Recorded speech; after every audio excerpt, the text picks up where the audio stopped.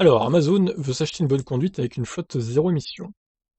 Le géant américain de la distribution en ligne s'engage pour l'environnement. Il vient de confirmer la commande de 2500 camions électriques. Le fabricant canadien de camions et de bus électriques The Lion Electric, oui oui, c'est le nom de la marque, The Lion Electric, a le vent en poupe en ce début d'année après une commande test de 10 exemplaires. Amazon vient de confirmer que le Lion pourra rugir encore pour quelques années. Cela fait partie des bonnes nouvelles de 2021, a déclaré au site Le Guide de l'Auto Marc Bédard, fondateur de l'entreprise.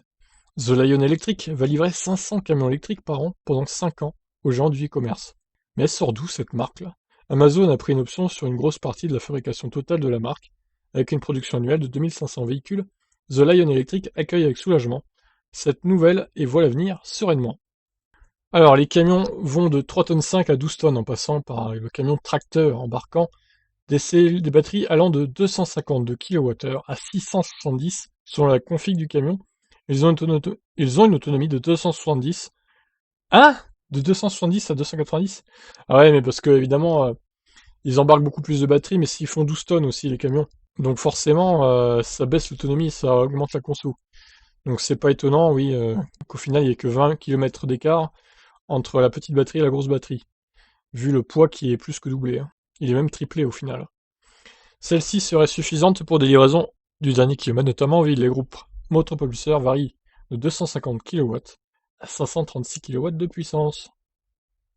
Alors pas d'infos sur la Vmax au niveau de la recharge, on ne sait pas, bon, dommage.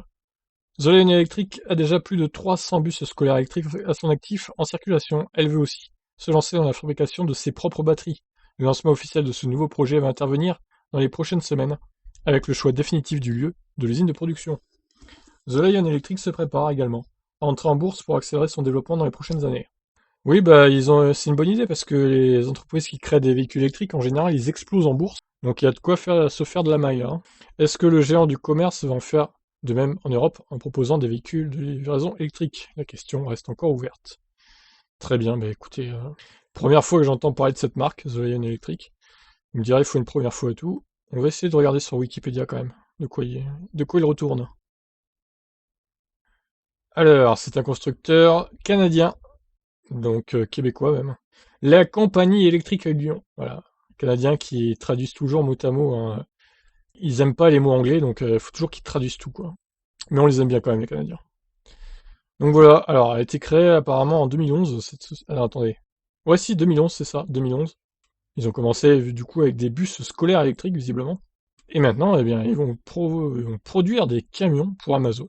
Eh ben pourquoi pas, hein, ça leur fait un juste contrat. Par contre, ils parlent pas d'Amazon, ça n'a pas été mis à jour depuis un moment, je pense, cet article Wikipédia.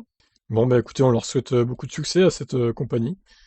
J'espère qu'ils se développeront, qu'ils arriveront à produire le nombre de camions qu'il faut. Et pourquoi pas des voitures dans le futur, hein, qui sait, on sait jamais. Je vous laisse réagir. Ciao.